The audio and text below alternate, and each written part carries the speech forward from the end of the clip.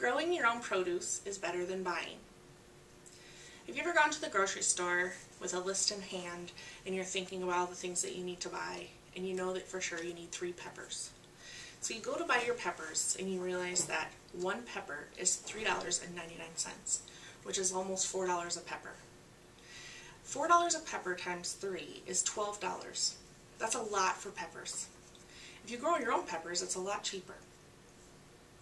Over the years, farmers markets and gardening and herb gardens have become more popular because of this reason. I'm going to point out 3 points that will make it more convincing for you to grow your own produce. Number 1, growing produce is cheaper than buying. Growing produce saves the environment. Homegrown produce is healthier. First point, growing produce is cheaper. According to Vicki McMahon with Gardening Guide, she's an author with Gardening Guide, it's inexpensive because you can buy seeds and you can plant those seeds in your yard. You can put them in pots on your garden, on your deck, and you can reuse seeds off the produce that you grow. You can also can and freeze and pickle these items, therefore you can use them throughout the year, all year long. Bonnie Plants, a company that's been in business since 1918, has been around to assist gardeners across the country with all of the tips that they might need and in the questions. They point out that you can save in gas. You're saving gas by not driving to the store every time you need a pepper or a particular item or one thing. You're also saving money in the amount of groceries you're actually buying, so you're not spending as much at the store.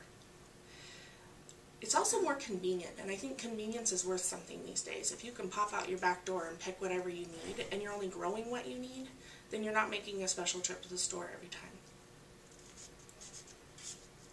Second point, growing produce saves the environment. Research done by Extension.org and the University of Minnesota talks about how using less chemicals eliminates soil and food contamination. Those chemicals that are put on the plants when they first start to grow absorb into the soil, and they absorb into the actual produce. So therefore it's not necessarily good for you or the earth. You can reuse the peels and the waste by mulching it into the soil, giving it natural nutrients. You can also plant fruit trees. Fruit trees help as they grow to provide shade for the ground, which lowers the temperature. United States Department of Ag has been around for years providing information for regions and telling you what soils each region has and what produce will grow most prosperously. They also suggest using landscaping, a special type of landscaping, so that you're planting for your terrain so that you will benefit not only eliminating erosion but also from water runoff. Third point, homegrown is better for us as individuals.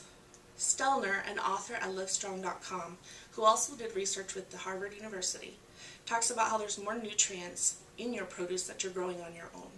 You're getting calcium, magnesium, and iron, so it's healthier for you and your body. Less chemicals used on your produce as it's growing is less consumed by you as an individual. Goodman, who also has done research through health.harvard.edu, talks about not only is it good for internal because you're taking in natural nutrients, it's also good externally because you're able to be physically active. You're maintaining your garden, you're pulling weeds, and it's really good for the family. You can get your family involved and do it as a group activity. And kids like to plant seeds and see things grow, so you're passing it on down the generations. In conclusion, growing produce is better than buying. I've given you food for thought, how to save money, how to be healthier, and how to save the environment. You have plenty of options. If you don't want to grow your own, you can use farmers markets and buy organically. But I challenge you as an individual to try to plant something, just one plant, whether it's on your deck or on the ground or just having an indoor herb garden. See how it works for you and if you can save money. Remember me when you go to the store and how much you're actually spending on that produce. And remember the challenge that I'm giving you to my audience. Growing produce is better than buying. Turn it off. Red button on the back.